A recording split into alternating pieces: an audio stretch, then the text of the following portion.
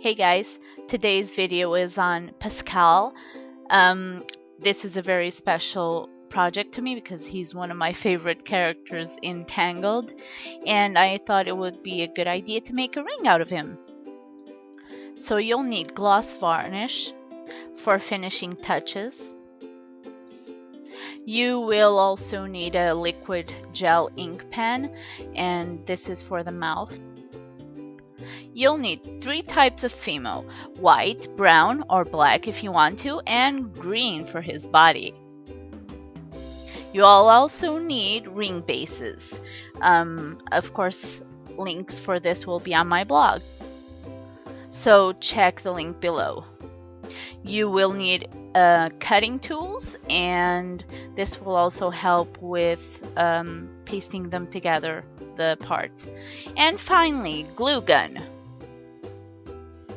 Okay, so start by rolling a tube of green Fimo, approximately 2 fingers wide, and you're going to make somewhat a large ball with this. This is going to be his body, so make it a cone like you see me doing in the image above, and roll it a little bit more so it gets thinner, and then roll it towards the thicker part of the tube.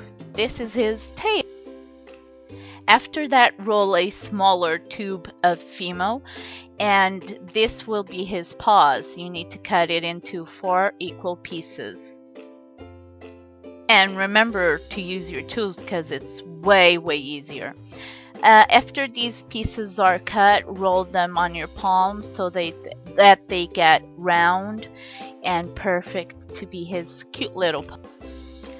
Leave these aside because now you have to cut up another piece of Fimo from the tube you rolled up, and this is going to be his head. So cut it up with your cutting tool. You can use knives as well if you want to. After you roll up the ball, cut a little bit of the ball off, and this will help with attaching it to Pascal's body.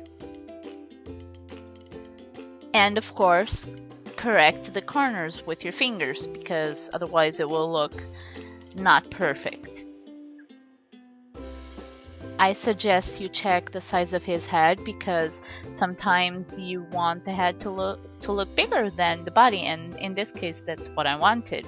So I'm checking here if it looks nice, and I'm proceeding to form the head to what I want it to look like. And to do that, I pinched a sort of a beak into the ball. Those are going to be his eyes though. And I'm also going to use the cutting tools that came with the Fimo to indent it a little bit, and that will make it more dimensional and prettier. I also already put his paws on. I didn't really show that, but it's pretty easy. It's pretty hands-on, simple.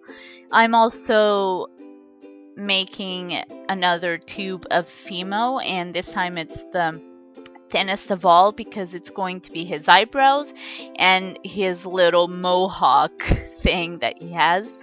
I'm also making the corners sharper because I think it adds up to the character. Also remember, the more you knead the Fimo, the more it is stickier, so you don't really need glue at all.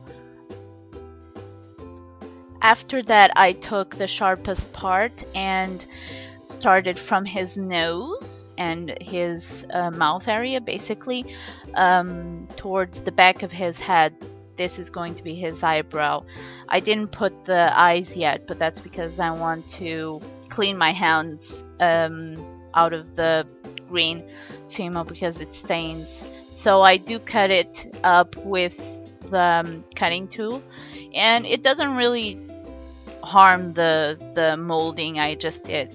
And I'm also going to poke little stripes with the molding tool so it looks scaly. Later on, I'm going to use his the fork type of tool from the Fimo tool to make like little scales on his body because Well, he is a lizard. And also remember, you need 3 stripes of this. You need 1 for each eye and then 1 for the middle and his body.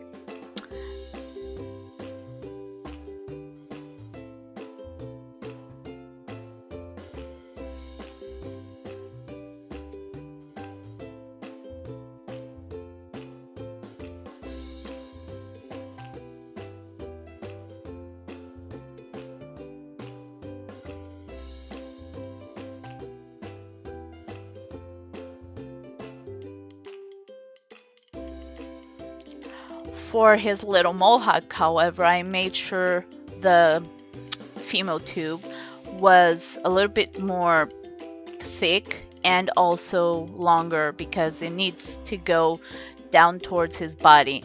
So as you see here, I'm using the female tube to basically glue the female to his body. And also I'm gonna unroll a bit his tail, but be careful because the female might unravel a little, and that's not a good idea. But anyway, I'm attaching the female to his body on the back and also rolling his tail a little bit up, and be careful because it's not good if you destroy it now.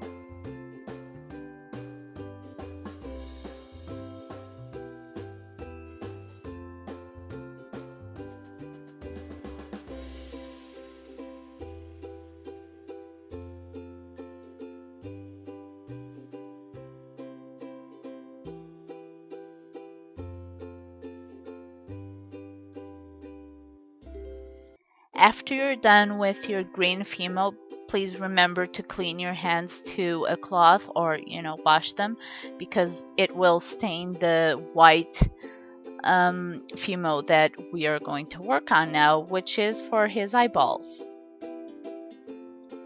You just need the tiniest bit, and you need to roll it or knead it into a small tube and then cut 2 pieces and roll them, and then flat them with your fingers so that they form a flat ball so that you can glue into the indentations you did beforehand.